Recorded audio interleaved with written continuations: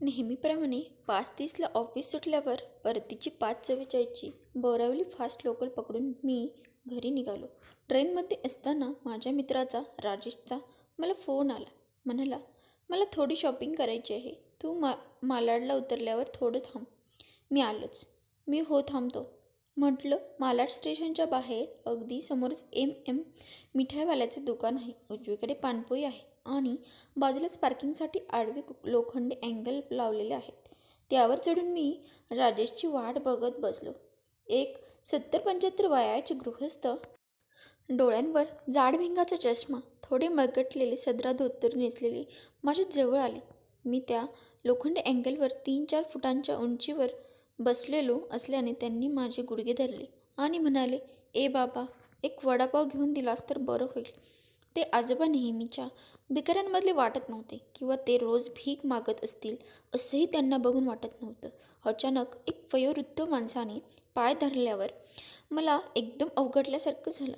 मी त्यांचे हात धरून ताबडतोब अँगलवरून खाली उडी घेतली आणि खिशातून पैसे काढत म्हटलं, आजोबा, तुम्हाला भूक लागली आहे? हे घ्या 50 रुपये. तिथून घ्या तुम्हाला जे हवं आहे ते. ते म्हणाले, नको बाबा नको, पैसे नको, एक वडापाव घेऊन दे. तेवढं मी म्हटलं, थांबा, इथेच मी घेऊन येतो. मधून मी लगेच 2 वडापाव आणून आजोबांना दिले. ते जमिनीवर बसून खाऊ लागले. मला म्हटले, वर नको बसू, पडशील. इथं बस माझ्या बाजूला. कुणी सोबत बसलं की मलाही जातील 2 घास. मी आदरच बसलो आणि त्यांची विचारपूस करायला सुरुवात केली. कुठून आलात? कुठे जायचे? कुणाला शोधताय? वगैरे वगैरे. मी हिंगोलीवरून आलो आहे. तिथेच एका खेडेगावात राहतो बायकोसोबत. तुझ्या एवढा आमचा एकुलता एक मुलगा इथं मुंबईत मोठ्या कंपनीत इंजिनियर आहे. 2 वर्षापूर्वी त्याने प्रेमविवाह केला आहे. त्याची बायको शिकलेली, नव्या विचारांची आहे. तिला सासू सासरे म्हणजे आम्ही गावठी गावंढळ वाटतो. तिला आमच्यासोबत राहणं आवडत नाही. त्यामुळे मुलगा इथेच वेगळा राहतो. गेल्या 2 वर्षापासून परवा त्याचा माझ्या या मोबाईलवर फोन आला होता. म्हणाला, अमेरिकेत नोकरी मिळाली आहे. बायकोला घेऊन 10 वर्षासाठी जात आहे. इथं मुंबईत असताना येत होता. गावी आम्हा मातेला 6 महिन्यातून एकदा भेटेल. मात्र आता इतक्या लांब परदेशात जाण्याआधी एकदा भेटून जा म्हटलं तर वेळ नाही. आता परवा लगेच विमानाने निघायचं असं म्हणाला. पुढची 10 वर्ष जगतोय की मरतोय कोण जाणे. म्हणून म्हटलं आपणच भेटून यावं मुंबईला जाऊन.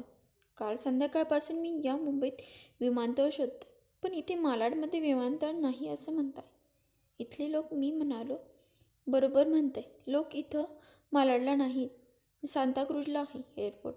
आजोबांनी लगेच खिशातून एक कागद काढला आणि म्हणाले, परवा जेव्हा मुलाचा फोन आला होता तेव्हा त्यांनी हाच पत्ता दिला होता मला विमानतळाचा. हा मोबाईल पण खराब झाला आहे वाटतं. फोनच नाही येत कालपासून माझ्या मुलाचा. त्याला सांगितलं होतं मी मुंबईत येतोय तुला भेटायला म्हणून. आता माझ्या एका हातात त्यांचा मोबाईल आणि एका हातात तो कागद होता. आधी मोबाईलची बटन दाबून पाहिली. मोबाईल व्यवस्थित चालू होता. नेटवर्कही फुल होतं. मी विचारलं, तुम्ही नाही का लावून बघितला मुलाला फोन? मला फोन लावता येत नाही, उचलता येतो फक्त. ते म्हणाले, मी रिसिव्ह कॉलमध्ये जाऊन शेवटी परवा आलेल्या कॉलवर डायल केले. समोरून फोन कट करण्यात आला. मग मी तो कागद उघडून पाहिला. त्या कागदावर पत्ता होता छत्रपती शिवाजी विमानतळ, हॉटेलसमोर, मालाड, पश्चिम मुंबई. मी समजून गेलो होतो त्या मुलाने आपल्या आईवडिलांना टाळण्यासाठी खोटा पत्ता दिला होता आणि आता तो त्यांचा फोनही घेत नव्हता. मला कळून चुकलं होतं की ज्या विमानात आता त्यांचा मुलगा स्वार झाला होता ते परत कधीच त्यांच्या दिशेने येणार नव्हतं. तेवढ्यात माझा मित्र तिथे पोहोचला. त्याला मी म्हटलं, 2 मिनिट थांब फक्त संदेश. आणि मी आजोबांकडे पाहत विचारात पडलो. मला कळत नव्हतं मुलाकडून होणारी त्यांची ही प्रतारणा त्यांना खरंच कळत नव्हती की त्यांना कळत असून ती स्वीकारायची नव्हती. कदाचित आपला पोटचा मुलगा आपल्यासोबत असा वागू शकतो यावर त्यांचा विश्वासच बसत नसेल. आजोबांना मी म्हणालो, आजोबा, एव्हाना तुमच्या मुलाचं विमान सुटलं असेल. तुमची आणि त्याची भेट होईल असं मला वाटत नाही. तुम्ही जसे आलात तसे परत जा गावी. आजी तुमची वाट बघत असतील. घरी एका क्षणात त्यांचे डोळे भरून आले. अश्रू भरल्या डोळ्यातून ते माझ्याकडे पाहत होते. तिकिटासाठी पैसे देऊन मी त्यांच्या हातावर हात ठेवले आणि विचारलं, मगासपासून मी तुमच्या हातात तो डब्बा पाहतोय. काय आहे त्या डब्यामध्ये? ते म्हणाले, मुलाच्या आवडीचे बेसनाचे लाडू आहेत. त्याच्या आईने बनवून पाठवलेत त्याच्यासाठी. आता मात्र एका धारदार सूर्याने काळजात वार करावं आणि सर्व अंतःकरण रक्तबंबाळ व्हावं अशी माझी अवस्था झाली. मी निशब्द तसाच त्यांच्याकडे बघत बसून राहिलो. तेवढ्यात मित्राचा आवाज आला, चल ना ए. आणि मी भानावर आलो. त्या गर्दीतून मित्राच्या मागे चालत राहिलो. घरी आल्यानंतर रात्री उशिरापर्यंत झोप लागत नव्हती.